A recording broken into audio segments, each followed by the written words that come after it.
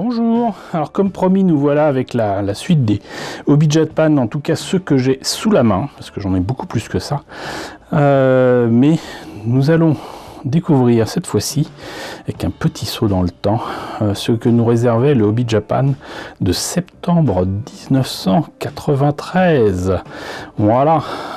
Et avec ce numéro, comme je vous le disais, ce qui m'intéresse, c'est que non seulement on a encore une belle couverture Victory Gundam, V-Gundam, je ne vais pas revenir dessus, mais surtout on a la suite de How to Build Gundam. D'ailleurs, ils ne vont pas tarder dans les numéros qui suivent, vous verrez, il y aura écrit Neo How to Build Gundam, et c'est How to Build Gundam Volume 2. Super, mais on parlera aussi de la saga des Mortar Head, donc forcément du 5 Star Stories, Creature Core, Air Combat, donc plutôt des avions, voilà, donc un programme alléchant en diable. Et sans plus tarder, ce que je vous propose, c'est de découvrir ce qu'il y a à l'intérieur. Alors ça, on a déjà vu, sauf qu'il y a un petit peu plus de références que dans le précédent numéro que je vous ai montré. D'ailleurs, je ne tarderai pas à vous présenter des kits. Alors certains, c'est déjà fait, que ce soit au 1 centième ou un 144, ou un 144, par exemple, il y a celui-ci. Mais bon, on verra ça en temps voulu. Donc, ici, je devine qu'il s'agit non seulement des nouveautés, mais surtout d'en profiter pour proposer encore une fois un How to Build Gundam. Et là, il s'agit du V-Dash Gundam. Alors celui-là, je vous l'ai présenté au 1 centième. Là, il est au 144. Ça aussi, il faudra que je vous le montre. Et toujours donc cette logique de remplir non pas les blancs mais les trous, peut-être même apparemment de remplacer les V-fines par des pièces en résine, et d'améliorer tout ça quoi. Et surtout de signaler que le V-Dash Gundam, vous avez le Gundam de base et puis les Gundam qui sont un peu différents avec des espèces d'antennes là ou d'oreilles ou je ne sais quoi. C'est pas le Gundam héros, mais voilà. Donc là, c'est pour le modèle ou 144 et ça leur permet d'en tirer le meilleur. À supposer que ce soit vraiment ça, ou 144. Sinon, il y a le Javelin, ça je sais que je l'ai, ou 144 aussi.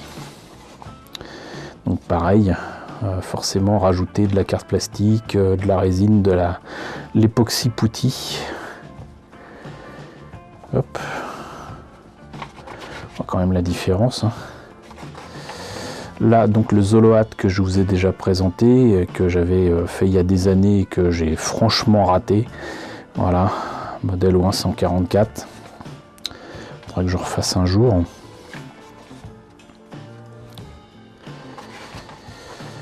Et le Shokyu, alors ça je l'ai mais je ne vous l'ai pas encore présenté, qui fait très insectoïde hein, quand même quelque part, on dirait une tête de papillon. Et il est en full scratch bull, donc du coup c'est pas ce modèle-ci que je vous présenterai, mais vraiment le kit plastique au 144. Et là on a High Quality version K, donc Hajime Katoki, donc c'est le V Gundam au 1,72. Alors il me semble que je vous ai présenté un kit en résine au 1,72 du V Gundam. Est-ce que c'est celui-ci?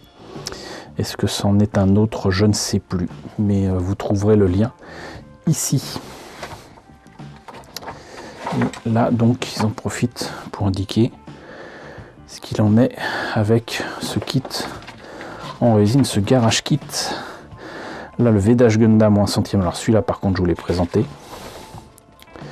Avec, ils en profitent pour montrer une fois de plus comment ils modifient complètement le buste. Là, ils montreront un petit peu plus loin, si je me rappelle bien, comment modifier les mains, parce que ça, c'était vraiment le gros défaut des maquettes de cette époque-là, c'était les mains. Les mains, soit elles ressemblaient à rien, soit elles étaient en plastique mou, c'était affreux. Là, ils montrent comment les fabriquer soi-même, entre guillemets. Bon, apparemment, c'est pas là.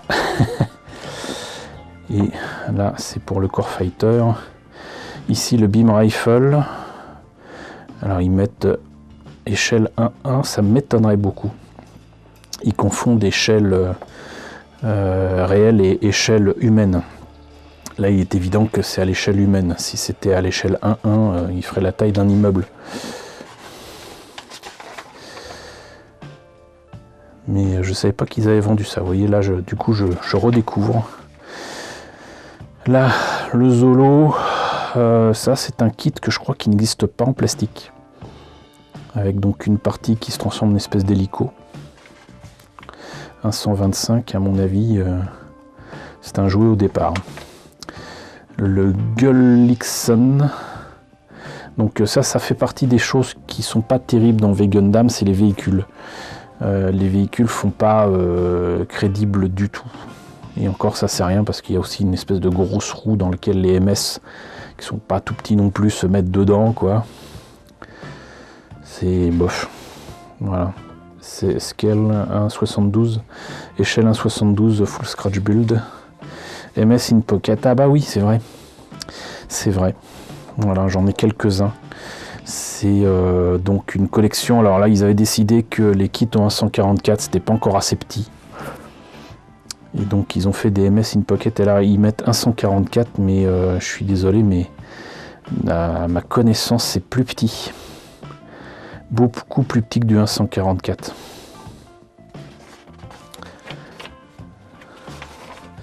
Enfin bon. Ensuite... Beast News, on avait vu ça la dernière fois, avec cette série qui me revient toujours pas à l'esprit. Il faut dire que pour vous, il s'est passé 1 ou 2 semaines. Moi, j'ai tourné ça au fur et à mesure. Là, ils montrent... Alors ça, c'est magnifique parce que d'habitude, quand ils fabriquent eux-mêmes leurs figurines et qu'elles n'existent pas dans le commerce, je les trouve pas terribles. Bah là, c'est tout le contraire, c'est juste génial. Parce qu'en plus, ils montrent comment ils font la figurine. Avec donc les pièces de base, ensuite la pose, ensuite sculpter la tête, les mains,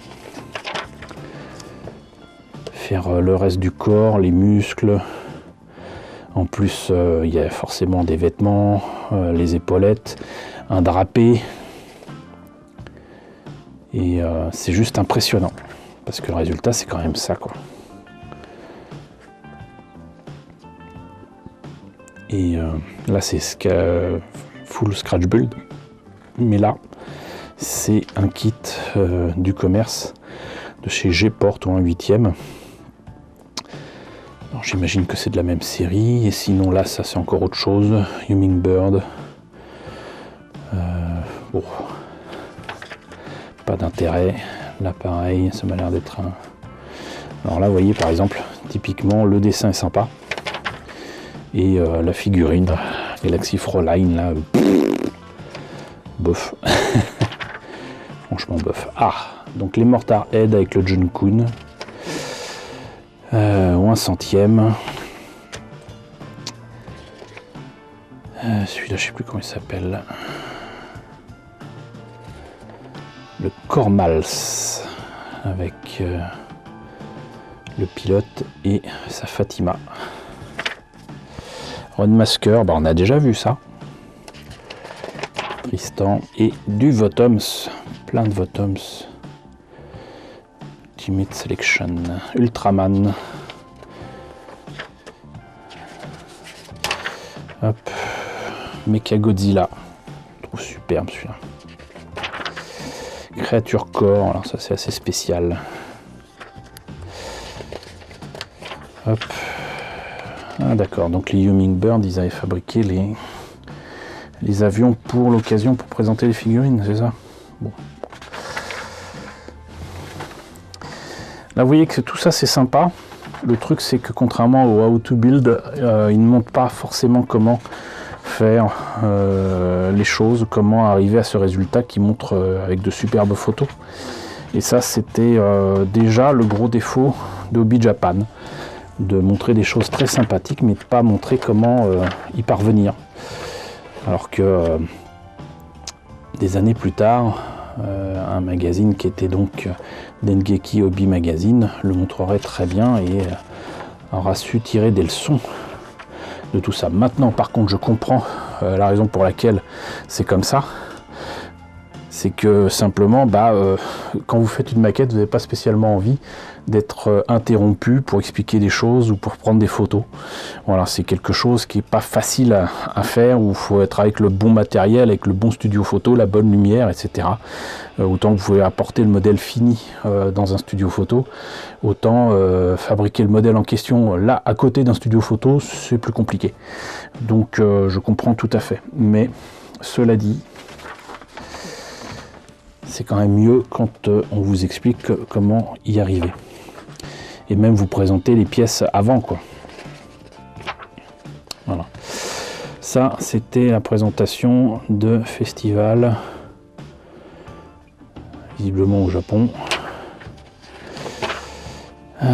Special Event Day. J'imagine qu'il parlait de ce qui s'était passé l'été au Japon, puisque c'est le numéro de septembre, et souvent les numéros en fait sortaient le mois d'avant. Donc ça a beau être marqué septembre, en fait ça parlait du mois de juillet avec une publication en août. Du cosplay. Super Garage Kit Market. Les concours, les galeries, oui c'est ça, juillet, vous voyez. 25 juillet. Des trucs bien sympathiques. Tellement sympathique que du coup ça finit dans les pages noir et blanc. Donc là plutôt les voitures. Je suis désolé mais moi ça m'intéresse pas des masses. Vous voyez, ça ne faisait pas que du Gundam. Ça n'en reste pas moins sympathique, hein, mais voilà, c'est pas le sujet qui m'intéresse le plus. BF109G.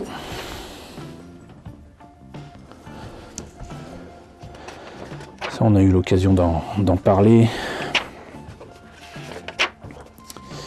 Et ensuite, je pense que... Ah bah non, un petit peu de dinosaures, du tank, des camions, des beaux camions. Il est beau mon camion. Ah quand même. Ça, vous voyez, ça c'est sympa.